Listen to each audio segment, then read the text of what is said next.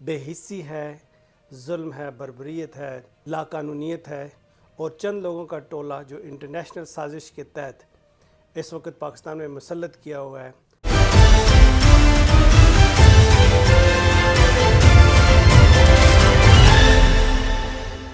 अल्हम्दुलिल्लाह रब्बिल आलमीन वस्सलातु वस्सलामु अला सय्यिदिल अंबिया वल मुरसलीन। This is Mujeeb Qazi and you are watching Washington round table on VOK TV.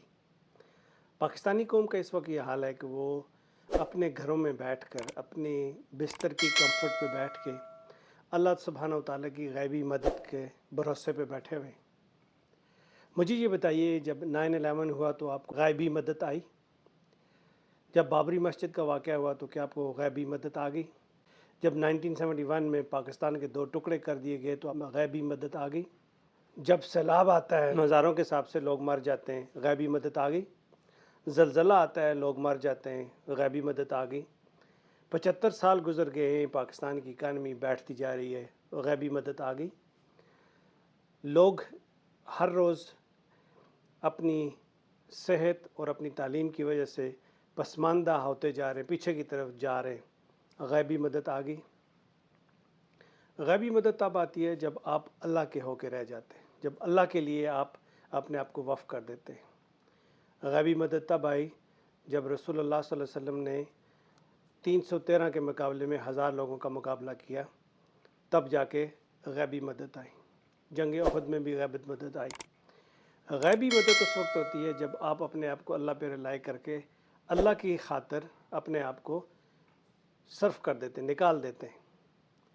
ये नहीं हो सकता कि घर में बैठे रहें, जुल्म होता रहे, बर्बरियत होती रहे, आपके ऊपर इम्पोर्टेड हुकूमत मुसल्लत की जाती रही हो, बाहर की पॉलिसीज़ आपके ऊपर मुसल्लत की जाती रही हों और आप उसको एक्सेप्ट भी करते जाएं और साथ में आप घर में बैठ के या मसाजिद के मेंबर्स पे बैठ के बस दुआएं करते रहें।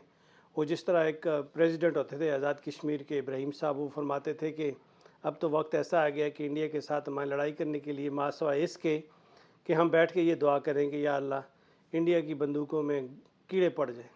ऐसी सिचुएशन हो गई है पाकिस्तान के अंदर। बेहिस्सी है, जुल्म है, बर्बरियत है, लाकानूनीत है और चंद लोगों का टोला जो इंटरनेशनल साजिश के तहत इस वक्त पाकिस्तान में मुसल्लत किया हुआ है। आपकी इस्टेब्लिशमेंट के अंदर है, उस इस्टेब्लिशमेंट के अंदर आपकी जुडिशरी है, आपके ब्यूरोक्रेट्स हैं, आपकी मिलिट्री लीडरशिप है, आपके पॉलिटिशियंस हैं, पीडीएम का पूरा एक रजीम है, जिन्होंने एक ख़ास मकसद के लिए पाकिस्तान को इस वक्त डाउन कर रखा है और डिफरेंट गिमिक्स खेल के पब्लिक को उलझाया जा रहा है, असल मकसद से दूर रखा जा रहा है। आपकी इकानमी बैठ रही है, मुल्क के अंदर लाकानूनीत है, काफ़ी हद तक आपने डंडे के ज़ोर पे लोगों को महकूम रखा हुआ है, लेकिन बहुत थोड़ा अरसा रह गया है कि जब आपका पेट खाली हो जाता है ना और आपको फिर मरने मिटने के अलावा कोई चॉइस नहीं नज़र आती, तो उस वक्त फिर आप उठ के, तो जो गरीब होता है वो अपने बच्चों के पेट पालने के लिए अमीरों के गिरबानों तक हाथ पहुँचेगा, तो सिविल वार शुरू होगी, जो कि मुल्क के लिए बहुत बड़ा ख़तरा मंडला रहा है, जिसको आप काबू नहीं पा सकेंगे जब अगर ऐसी सिचुएशन डेवलप होना शुरू होगी। अक्ल को नहीं हाथ मार रहे हम लोग, इंतज़ार में बैठे हुए कि कहीं से फरिश्ते उतरेंगे, क्योंकि हमारे अमाल बहुत अच्छे हैं। हम चोरी नहीं करते, हम फ्रॉड नहीं करते, हम नाप तोल में कमी वेशी नहीं करते, हम लोग सूद का कारोबार नहीं करते। पाकिस्तान में सूद तो है ही नहीं है, सारा शिफाफ है। रिश्वत पाकिस्तान में है नहीं है, कत्ल ना हक हम नहीं करते, ना इंसाफ़ी होती नहीं है। सबसे अच्छा कानून पाकिस्तान का है, सबसे अच्छा जस्टिस सिस्टम पाकिस्तान में डिलीवर हो रहा है, लोगों को बोलने की पूरी आज़ादी है। इमरान रियाज़ खान तो वैसे ही हम किसी जगह चला गया था, वापस आ गया है, अगवा भी हो गया, बाजियाब भी हो गया। ये सारी कहानी है, ये तो हुआ ही नहीं है। इमरान खान पिछले 50 दिनों से झूठे मुकदमे में जेल में था ही नहीं, वैसे सैर करने अटक जेल में गया हुआ था। आज उसकी मर्ज़ी के ख़िलाफ़ ज़बरदस्ती अडयाला जेल में भेज दिया गया है। ज़ाहिर है ये भी जिन लोगों ने भेजा है उनके नज़दीक ये इंसाफ ही होगा। जब ऐसी सारी सिचुएशन है तो फिर बस इंतज़ार करें बैठ के, अल्लाह की मदद तो आपके पास पहुंचने वाली है किसी भी वक्त।